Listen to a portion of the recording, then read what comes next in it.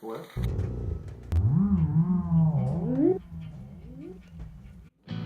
where I will record here on the 24 track, and then bounce all the tracks over here to Sonar, and edit them and get them as perfect with automation as possible, to where I like the mix of it. And I lower the volume and everything so it doesn't clip. I have it on its own sub mixes and things. Then I take it and put it back on here. Each track in the form of a stereo track, which is left and right. So I got a lot of options. Like say one track that's a harmonica, I can have both of them panned in the center. But one of the harmonica tracks I can have complete reverb saturation on it, and then the other one I have dry, and then I mix between the two depending on what needs to be there. But most of these tracks, once they get back on here, are pretty steady and reliable. Like I don't have to worry about cutting this up because the volume goes up all of a sudden. I already corrected all those problems here. It's more just a matter of preference, like what I want to do. And I've got each of the vocal tracks separated. For the exception of Brian's vocal track, I've got it on 15/16. So it's just those two together, but a lot of hits are together. So I did that just because we're running out of tracks, and I believe the same reverb ratio on both of them, not the one. But Rosie's track over here has more reverb on it. My original vocal track has hardly any reverb on it. And then I have an additional vocal track that I put with it that's done in the same style. With a good amount of reverb, and then I got a falsetto voice over all of that, put a good amount of reverb on it, and all of that together just makes this really out there melodic sound vocally that we had never done anything like that before, and it's perfect for the song. It sounds like lie to die, but actually it's lie and die. But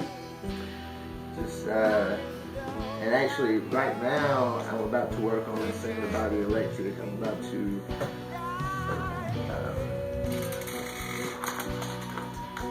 do about 3 vocal overdubs for the Yat Hey Vahe parts. It's part of the end of the song when it just crescendos and climaxes.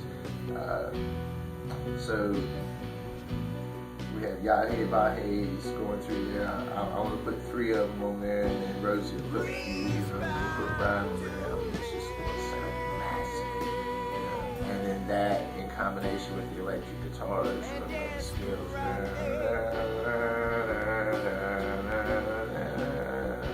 And is it going to gradually get louder? No, but certain aspects will get louder.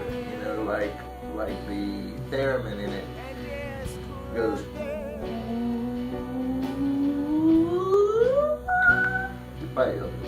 just by the time it goes you can feel it elevating you in the music, because it becomes kind of the focal point, but it is also kind of like the forerunner of the rest of the sound, it just kind of, when I listen to it in the mixes, it just really just makes me jump, and it just overwhelms me, And it's really beautiful how that's something, with it being the body electric, and that being something that is all about electricity, the theremin, and it just fell into place. It's like, I don't know, it's sort of like when a song does the same thing that it's saying, like 3 hits, and they would hit the drum 3 times. Yeah. So it's saying what it's doing, and it's doing what it's doing. You know what I mean? And when that stuff happens by accident, I kind of have to take the Sam Phillips philosophy, there are no, there is a such thing as a good mistake, and I've heard it said several times, even here recently, you know, movies and just with talking with people, that it's not a mistake if you repeat it, you know, and you just turn it into its own riff or something, you know. But that's the weird compromise when it comes to the editing, because as a producer, I don't want to take any of that magic out. But it's up to me to know if it's magic and it was a good mistake, or if it needs a little tweaking, or if it needs to be re-recorded or something like that, you know. I'm still trying to figure out how it has its own atmosphere when everything is recorded separately. I thought for the longest time that the only way we could get the right atmosphere in a recording is if the whole band was playing together. But you know, now it's just me, you, and Brian, pretty much. Chris fills in and stuff, but as far as the recording goes, it's me, you, and Brian. I have to say, I Sing the Body Electric has got to be the hardest song to get right, because it's just so much going on in it. It was recorded kind of sloppily,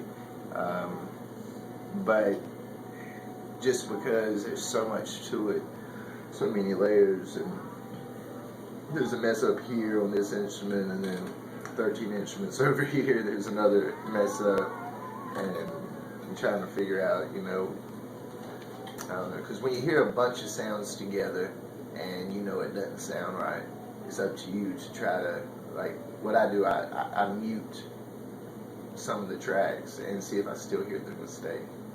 And if I don't hear the mistake anymore, then I know it's on the tracks and I'm muted.